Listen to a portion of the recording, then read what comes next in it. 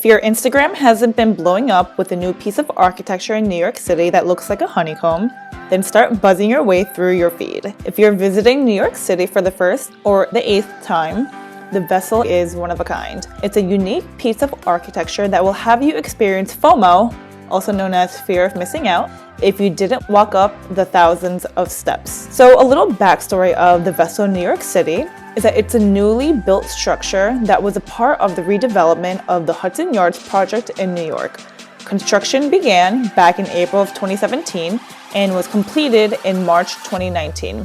It took a whole 2 years to get this beautiful piece of art come to life. The vessel was inspired by Thomas Heatherwick, a British designer who's worked on several large projects, and the vessel in New York City being one of them. The honeycomb-like building is 16 stories high and has a total of 2,500 steps and 80 landings for visitors to run or walk around. And if you're a Fitbit junkie like me, you're going to thank the vessel for allowing you to reach your 10,000 steps goal for the day, assuming that you walk to the vessel from the Q or the 7 train. So let me answer some underlying questions that you may have about the vessel before you step foot into this $200 million building. So first of all, where is the vessel located? The vessel is located all the way on the west side of New York City between 10th and 11th Avenue, located right by the shops and restaurants at the Hudson Yards. You can get off at Penn Station and walk a few avenues west or get off the Q or 7 train. And you don't want to make the mistake that many might make of visiting the vessel when it's closed. So when is the vessel open? The vessel is open every Monday to Sunday from 10 a.m. to 9 p.m. Unfortunately, you can't catch sunrise during hours of operation, but you sure can catch the sunset. I've visited the vessel twice and have purposely only gone during sunset. The views are worth every minute being there.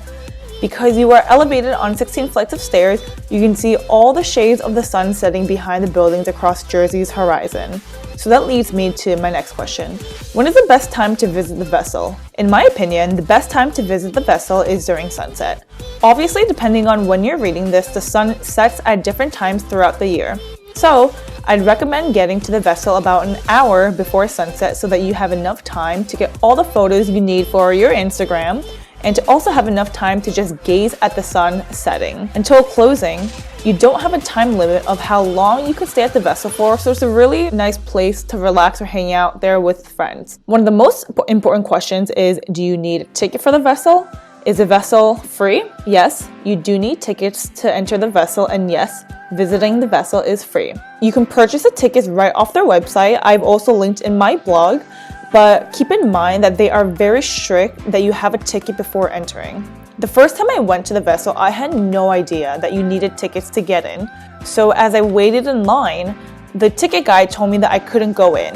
I told him that I came all the way from Jersey to try to get into the vessel and catch the sunset, but he still refused me. So note that whatever excuse you have, you just need a ticket to get in. But although this happened, that doesn't mean that I necessarily didn't get in, because I have my ways. If you want to learn how I got into the vessel without getting a personal ticket online, feel free to check out my blog at gracefkim.com/how-to-get-into-the-vessel New York City. But let's just say that you swung by the vessel and you didn't get a chance to read this blog post, you could still get into the vessel. If you don't know what your plans are going to look like and don't mind spending a few extra bucks, you can buy the Vessel Flex Pass for $10. The Flex Pass allows you to enter the vessel at whatever day and time that you'd like. So let's just say you get into the vessel but you're on crutches or you're in a wheelchair. Is there an elevator inside the vessel? Yes, there is an elevator inside the vessel, so do not worry. Note that there are people working the elevators, so you don't have to worry about which buttons take you up or down. So my overall experience of the vessel in New York City, I climbed all 16 flights of stairs, caught the sunset, met a bunch of cool people and got the shots I wanted, and I left super happy and satisfied.